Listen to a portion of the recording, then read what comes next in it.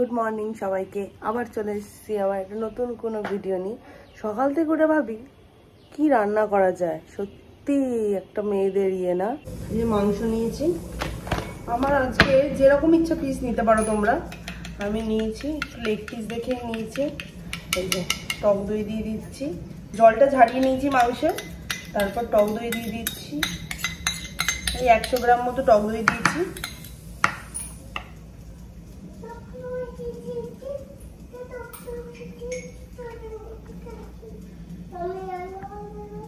একশো গ্রাম মতো টক দই দিয়ে দিয়েছি।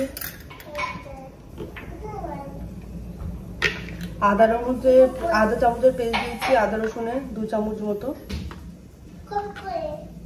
2 চামচ মতো আদা রসুনের পেস্ট দিয়েছি। লঙ্কার ঝালটা তোমরা স্বাদ মতো দিও, কারণ লঙ্কার ঝালটা বেশি তো আমি দেবো না। আমি ওই 2 চামচ মতো দিলাম। 4-5টা লঙ্কা নিয়েছিলাম, ওই 4-5টা লঙ্কাতে যা পেস্ট হয়েছে।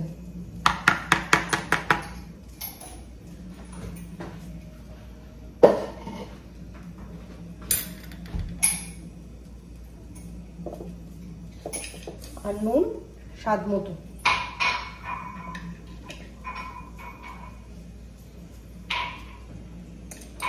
দিয়ে এটাতে কোনো লঙ্কার গুঁড়োই যাবে না, দিয়ে এটাকে ভালো করে ম্যারিনেট করে ভালো করে মাখিয়ে 2 ঘন্টা মতো ফ্রিজে রেখে দেবো আমি।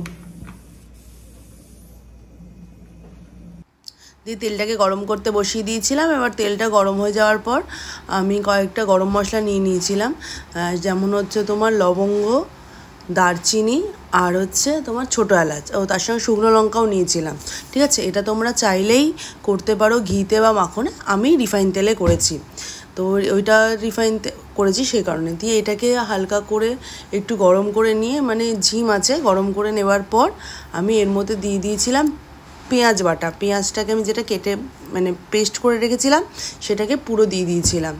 দিয়ে এটাকে ভালো করে কষিয়েছি, যতক্ষণ এই পেঁয়াজের একটা গন্ধ আছে না সেটা যাতে চলে যায়, সে কারণে একটু সুন্দর ভালো করে দেখো ছিটছে। তো ঢাকা দিয়ে যতটা পারবে করবে, নাহলে গায়ে ছিটবে। তো সেই কারণে দাঁড়িয়ে এটা হালকা করে ভালো করে আমি পেস্ট মানে একদম সুন্দর করে একদম হালকা ভাজা ভাজা করে নিয়েছিলাম। দেখো কালারটা দেখো একটু চেঞ্জ হয়ে গেছে, যেই হালকা ভাজা ভাজা যেই হয়ে গেছে,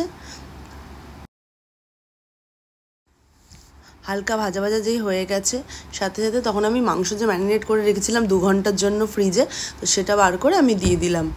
দিয়ে এটাকে ভালো করে, এখনও পর্যন্ত না আমি মাখন ঘি কিচ্ছু ইউজ করিনি কিন্তু, দিয়ে এটাকে ভালো করে কষাতে হবে, যাতে মানে টেস্টটা তোমার ভালো লাগবে। দেখবে যতক্ষণ এটাকে কষিয়ে করবে না, এটা তো অলরেডি দই টই দেওয়া আছে, তার একটা তেল ছাড়বে, তার জল ছাড়বে।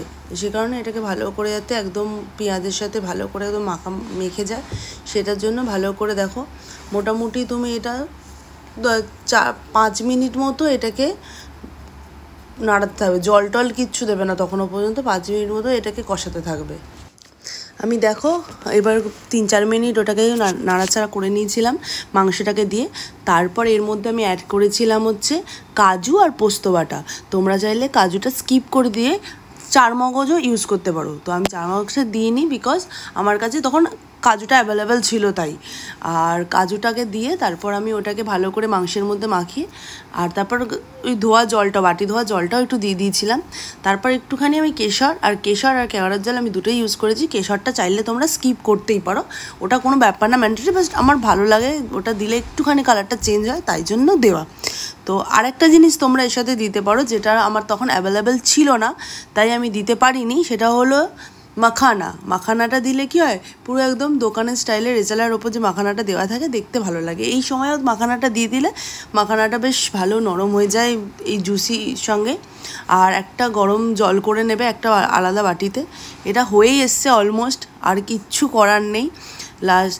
এবার দিয়ে এটার পর তারপর এবার আস্তে আস্তে গরম জলটা, এটা যখন একটু চাপা দিয়ে নাড়াচাড়া করে 2-3 মিনিট, তারপর গরম জলটা দিয়ে দেবে। গরম জলটা দেওয়ার পর দিয়ে আবার কিছুক্ষণ 2-4 মিনিট ফুটতে দেবে, মাংসটা সেদ্ধ হতে দেবে। মাংসটা সেদ্ধ হয়ে গেলে এই দেখো আমি গরম জলটা বসিয়ে দিয়েছিলাম, তারপর গরম জলটা দিয়ে দিয়েছিলাম। তো মাংসটা সেদ্ধ হয়ে যাওয়ার পর একটু আর একটু কিছুক্ষণ রাখার পর দিয়ে বাস কেওড়ার জল, বেশি না 2-3 ফোঁটা কেওড়ার জল দিয়ে নামিয়ে নিলেই তোমার রেজালা রেডি। যাই হোক, ভিডিওটা আজকে এই পর্যন্তই। ভালো লাগলে একটা লাইক করে দিও। টাটা।